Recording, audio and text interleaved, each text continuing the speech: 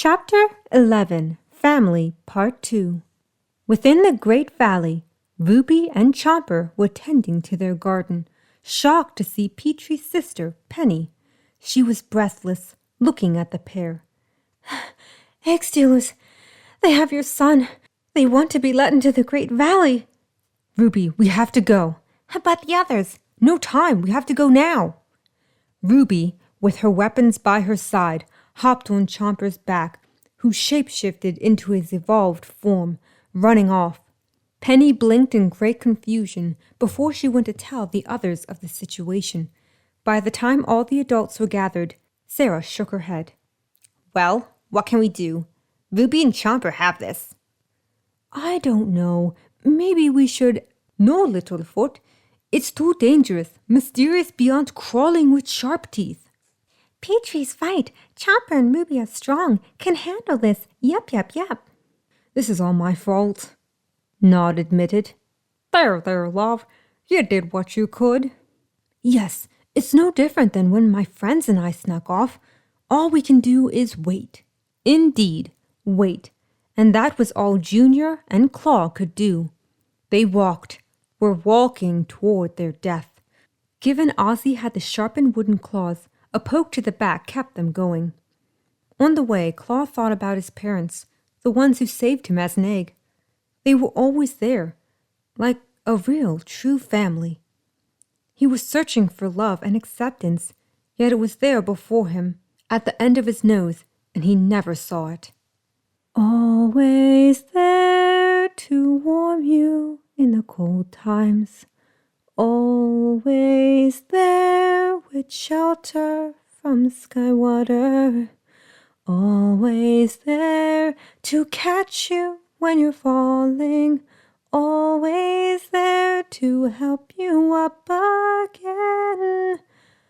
Family.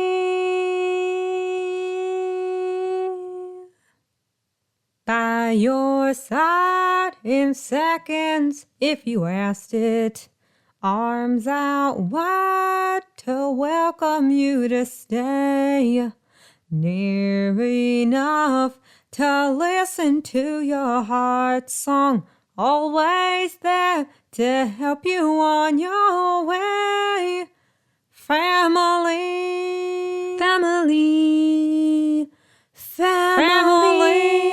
What is a family?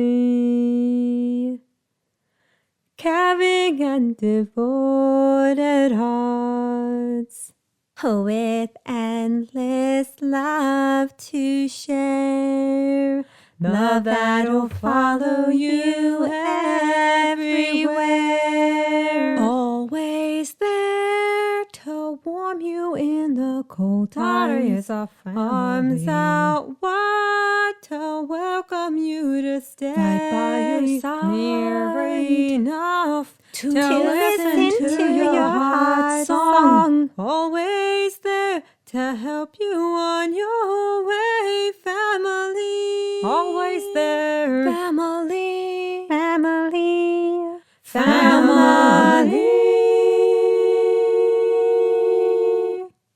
Claw and Junior were back to back, tied together, dangling over a pit of hot lava.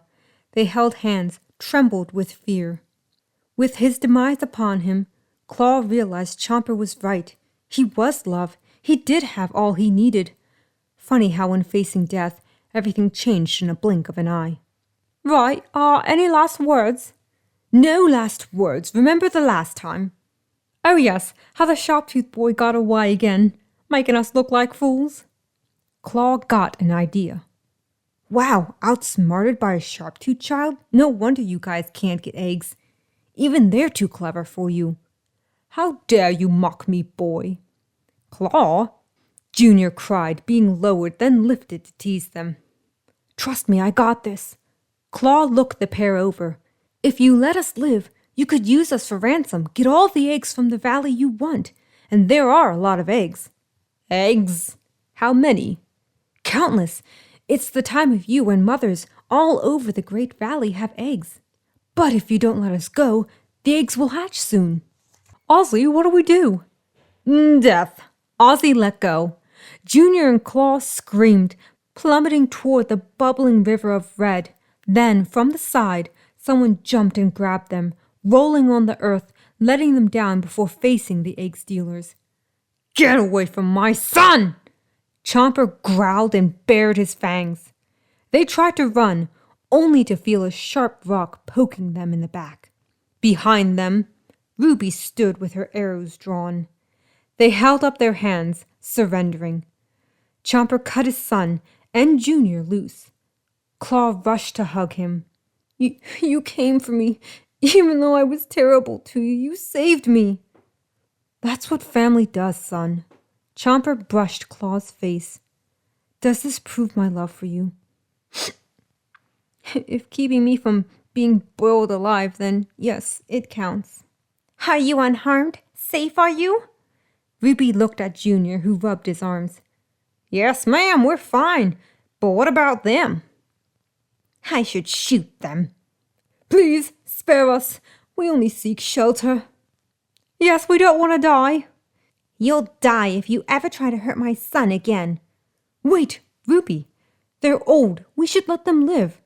After all, it's the right thing to do." "Dang it, you and your tender heart."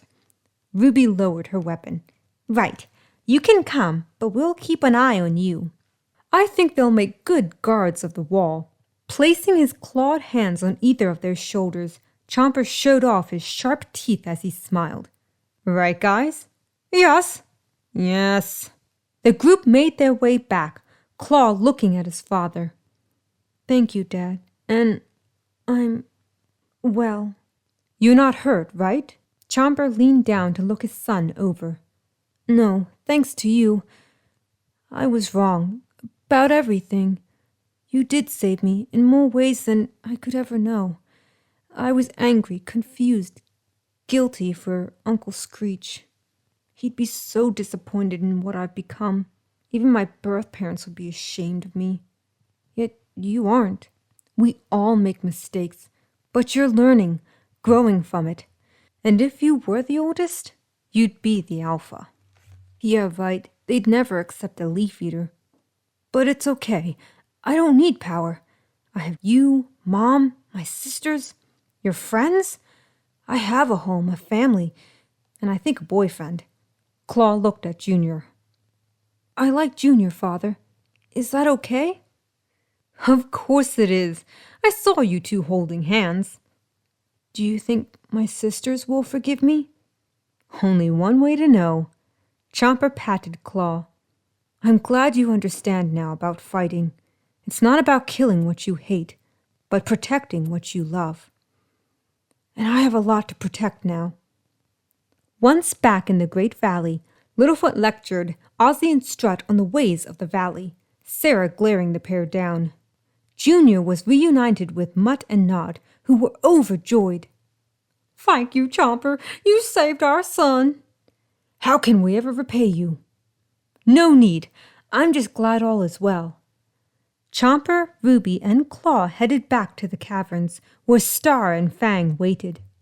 When they saw them, the girls hugged Ruby and Chomper, Claw hanging back till his sisters reached out toward him, drawing him into the family embrace. Claw knew he'd always be loved, had the perfect family the whole time. "I'm sorry, Star, Fang. I wish I could take back all I did and said. If you hate me, I wouldn't blame you. I hate myself every day, for so many reasons." "Brother, no matter what, we're family. But if you ever lay a single hand on Swimmer, I'll knock your flat teeth out." "That's my sister." Claw hugged Fang, who rubbed her fist against his head, feeling him squirm in her grasp, laughing nonetheless. "Hey, no fair, you're bigger than me." Pulling away, he looked at Star. "Sister?"